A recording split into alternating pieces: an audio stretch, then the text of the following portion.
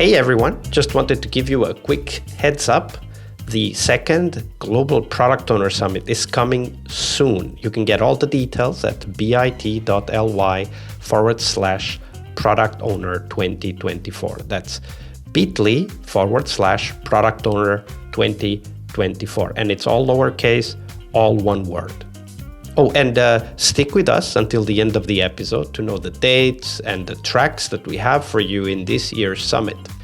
But for now, let's dive into today's episode.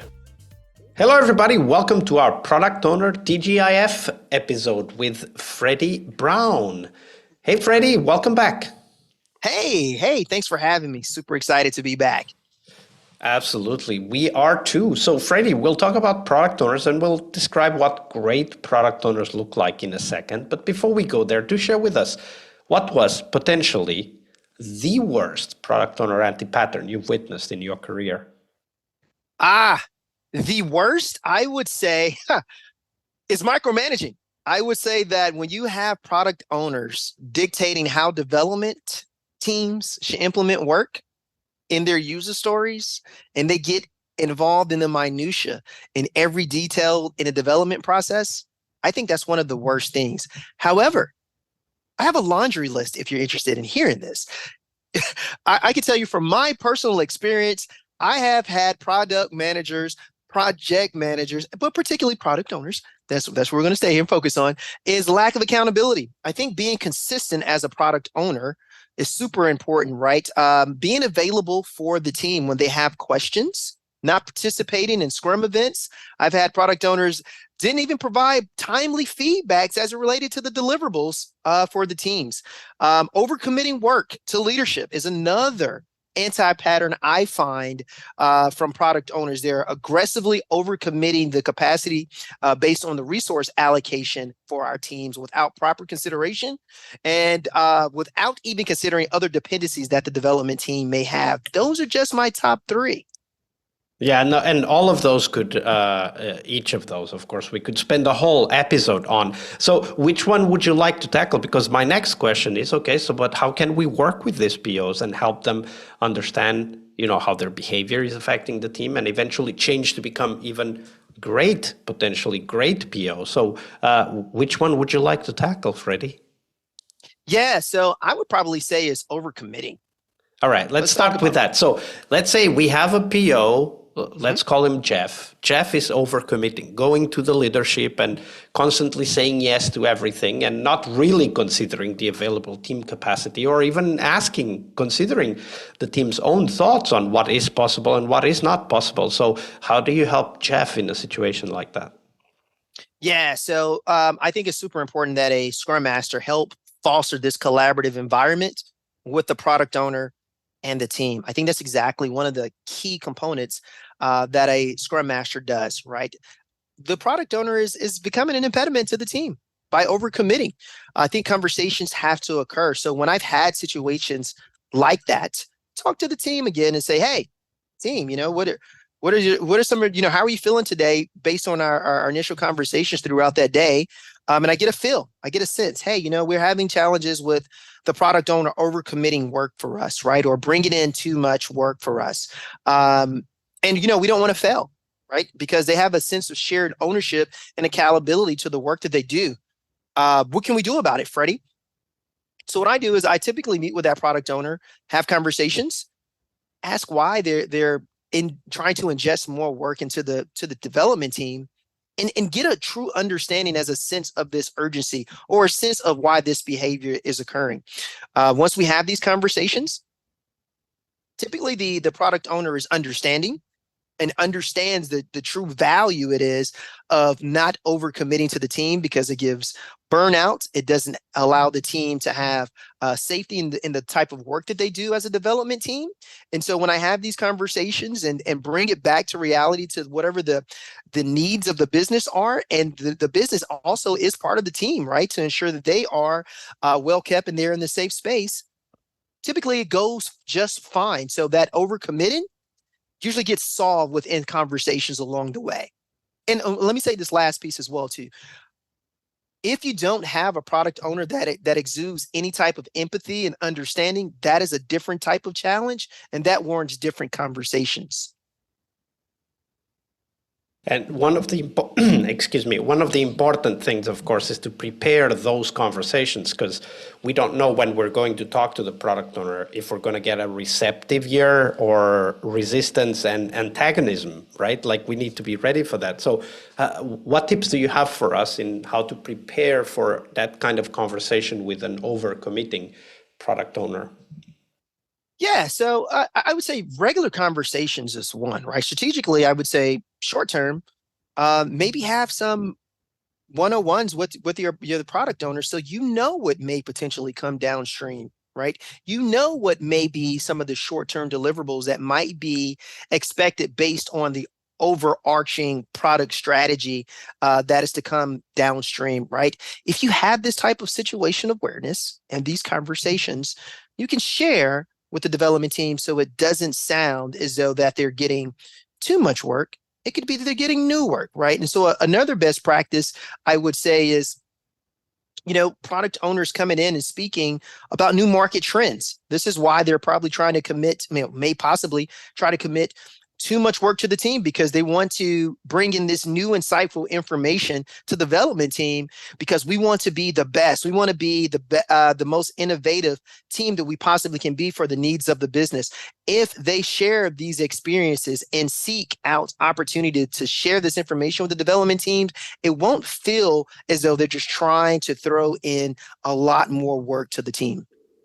Yeah, and having that ability to create a common understanding between the product owner and the team is critical, right? Because the product owner is looking at a certain type of information, like, whatever, customer feedback, market reports, and the team is looking at a completely different type of information, which is the number of bugs we have and the requirements in the Jira and whatever planning conversations, user story discussions that they're having. They're not really talking about the same things every day, and it's really important to create that shared understanding so that the team can see the product owner's wishes and vision and help them achieve that vision, right?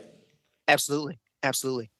So, of course, there aren't only bad POs. There's also some very great product owners out there, and I'm sure you've worked with some. So share with us one of those great product owners you've worked with, Freddie. How did they work? Yeah, so I'll share with you one name. So Sara was absolutely amazing, right? So one thing that I could say about Sara is that she displayed visionary leadership. She was very clear on the division that we had, that we supported, but also she had a clear vision of the product, right? She was able to communicate effectively. She was able to understand how to articulate what were the needs of the business to the team from the stakeholders' perspective. One thing that was absolutely unique about Sara I haven't seen in every PO is that she inspired those through her enthusiasm. I mean, you would think that Sara drank coffee for breakfast, for snack, for lunch, for dinner, right? She was so energetic. But with that, she also had a commitment to the product success. And so she was always fired up. But I mean, and I don't like using absolutes like always and never, but this lady was always fired up about the work that we were doing. She was always excited. Also, just drilling down a little bit about her being an effective communicator, like she understood how to articulate requirements better than anyone probably that I've met as a product owner. And her priorities not only were very clear, they were easy to understand, and she was active in participating in the event. So when people needed feedback, she was able to provide that timely feedback immediately to the development team. And so collaboratively, Sara was one of the best to ever seen it. I've seen do it and align to the expectations, to the needs of the business that's out there. So shouts out to Sara. Absolutely. And what a great product owner. And these kinds of skills is what we're trying to help our product owners achieve. And that's one of the reasons why on Fridays we always talk about product owners here on the podcast, to also inspire others to talk to their product owners and even share this episode with them and say, hey, listen to Freddie describe Sara. This is what a great product owner sounds like when we talk about them. Use this to get inspired, to do your own self-evaluation on how to develop yourself as a product owner. Definitely great story. And thank you for sharing there, Freddie. We're getting close to the end, though. But before we go, do share with us, where can people find out more about you and the work that you're doing, Freddie?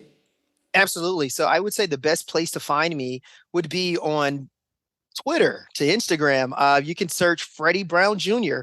That is my handle everywhere. YouTube, no matter where you find the word Freddie Brown Jr., I am right there. FreddieBrownJr.com.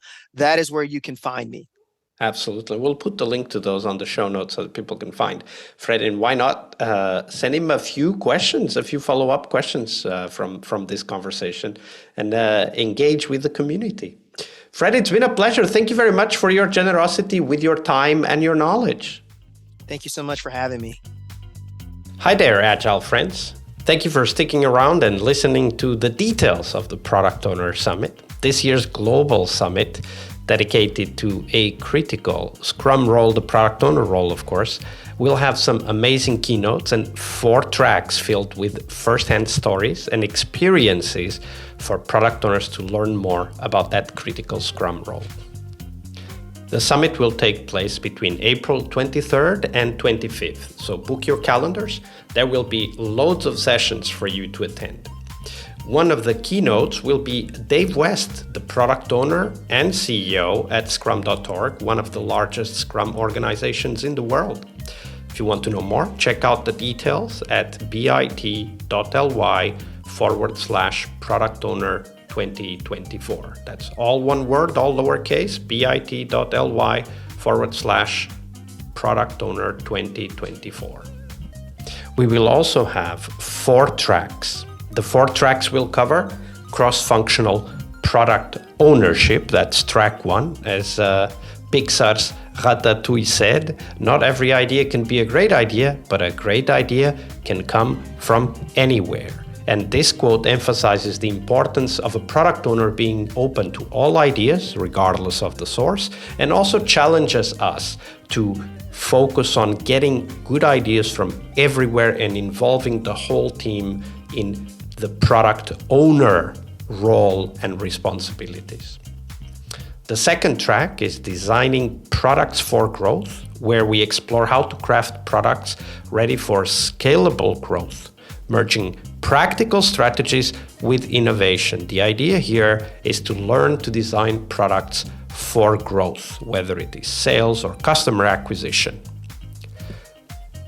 The third track is Know Your Users, user-centric approaches for agile development. In this track, we learn to master user-centric techniques in agile development, to deeply understand customer needs and transform insights into meaningful UX designs that focus on engagement and satisfaction. This is a track ideal for innovation-focused agile teams. And the fourth track, one of the most exciting tracks in my opinion, is product development with AI, ideas for product owners. Not only do we discuss about using AI in the products, but also AI for product owners to learn to make a bigger impact with the help of the AI tools that we already have. The Product Owner Summit will also present to you great opportunities to network with your peers. So get your ticket and join our Slack. You can get the ticket and join the Slack at bit.ly/product owner 2024. As always, we have free tickets and also the paid tickets that help to support this podcast. So check them out at bit.ly/product owner 2024. That's all lowercase, all one word, product owner 2024. I'll see you in the summit floor.